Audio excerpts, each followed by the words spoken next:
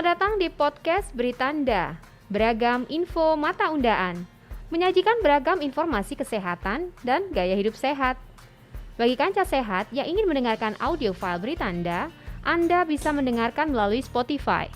Kanca sehat juga bisa menyaksikan tayangan Beritanda di akun YouTube channel Rumah Sakit Mata Undaan. Punya hobi traveling? Atau outdoor activity seperti hiking, diving, para layang, atau bahkan motor touring. Wah, semua hobi ini selain membutuhkan stamina yang prima, faktor kenyamanan juga menjadi penting. Karena tiap momennya tentu berharga ya kanca sehat. Salah satu kenyamanan yang dapat membuat kita menjalani hobi lebih menyenangkan adalah terbebas dari kacamata.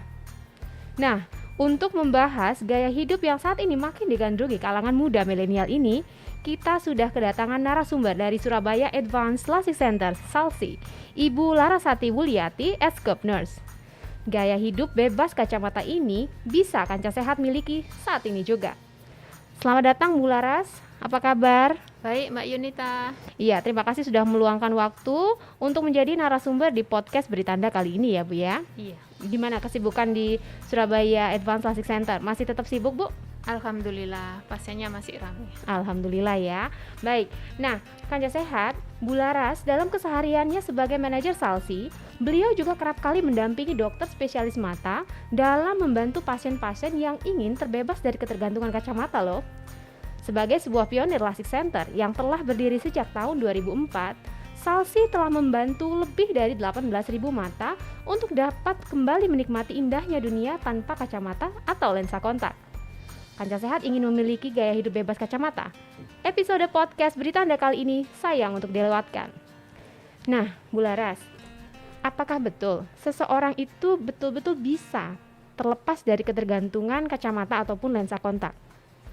Iya, betul Mbak Yunita. Dengan teknologi di bidang oftalmologi yang sekarang, impian itu bisa teraih. Tapi kelainan refraksi yang dialami oleh seseorang itu kan berbeda ya Bu. Ada yang berkacamata karena matanya minus, plus, atau bahkan silinder. Mereka yang mengalami kondisi seperti ini biasanya terbantu oleh kacamata atau lensa kontak. Ya mungkin setelah beberapa waktu ada rasa lelah atau bosan ya, karena beberapa kegiatan seperti yang tadi saya sudah sebutkan di awal itu jadi terhambat. Nah, teknologi dalam bidang oftalmologi yang seperti Ibu Laras tadi sampaikan ini saya jadi ingin tahu lebih lanjut. Sebetulnya apa nama tindakan dari teknologi ini Ibu Laras? Di dunia medis, kita menyebutnya sebagai tindakan LASIK. Ini adalah akronim dari Laser Assisted In Situ Keratomelesis, sebuah prosedur bedah refraktif yang akan membantu membentuk permukaan kornea menjadi lebih sempurna. Wah, jadi maksudnya dengan teknologi LASIK, permukaan kornea kita yang tadinya karena suatu hal mengalami kelainan refraksi seperti mata minus, plus, ataupun silinder bisa dikoreksi begitu ya Bu dengan teknologi ini. Seolah-olah kita memiliki kesempatan kedua untuk bisa melihat secara alami tanpa kacamata ataupun lensa kontak seperti sebelum kita menggunakan kacamata. Begitu ya Bu Laras? Iya, betul Mbak Yunita.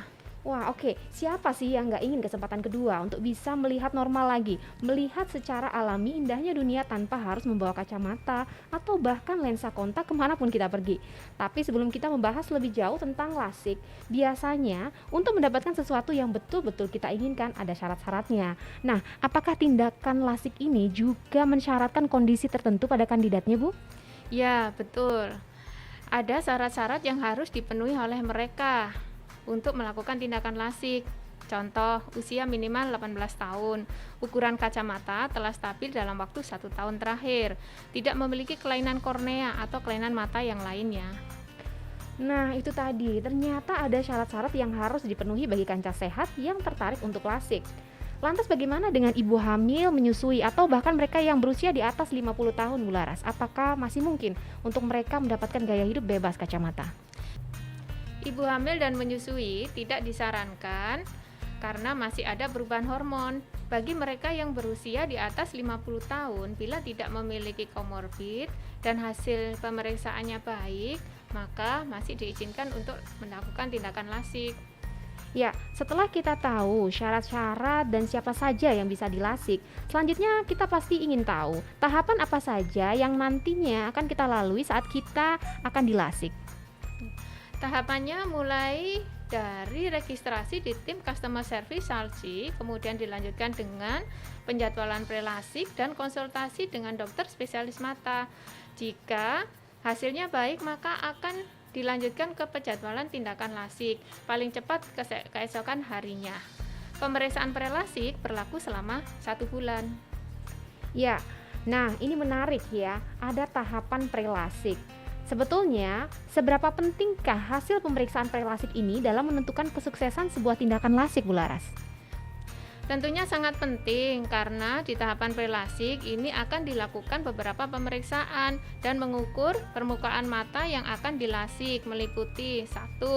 Pemeriksaan refraksi untuk mengetahui gangguan refraksi, minus, plus, dan silinder menggunakan alat autorefraktometer.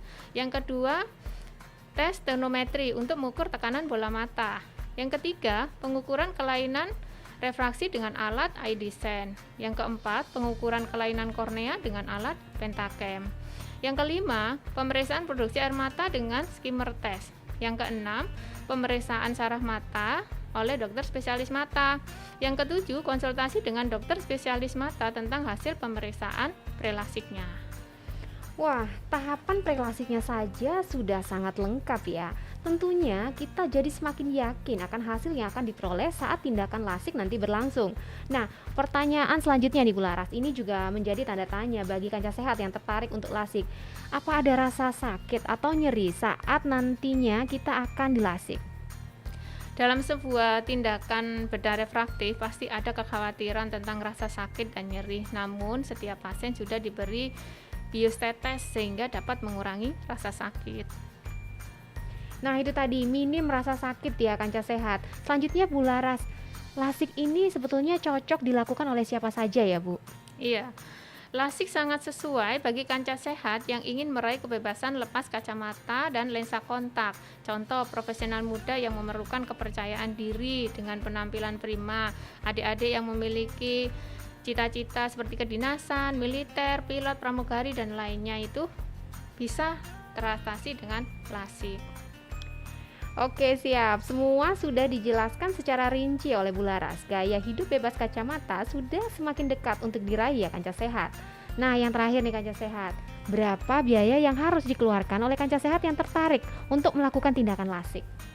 Ya, kami memiliki bervariatif ya untuk tindakan lasiknya, mulai dari 13 juta, semua termasuk paket obat-obatan dan kontrol 3 kali pasca lasik. Nah kancah sehat, semakin mantap untuk meraih mimpi dan gaya hidup bebas kacamata? Bersama Ibu Larasati Wuliati, Eskep Nurse, Manajer Surabaya Advanced Lasik Center di Rumah Sakit Mata Undaan. Terima kasih Bu Laras sudah bersedia datang di podcast Beritanda. Sama-sama. Iya, nanti kita undang-undang lagi ya Bu ya. Iya. Oke, semoga informasi ini berguna bagi kancah sehat yang sedang mendengarkan podcast Beritanda ataupun menyaksikan tayangannya di YouTube channel Rumah Sakit Mata Undaan. Tetap dukung kami dengan selalu mengikuti segala informasi yang terupdate dan menarik dari Rumah Sakit Mata Undaan. Pesan kami, tetap jalankan protokol kesehatan, selalu gunakan masker, jaga jarak aman, dan makan makanan yang bergizi. Nantikan kembali tayangan podcast Rumah Sakit Mata Undaan selanjutnya. Sampai jumpa dan salam mata sehat.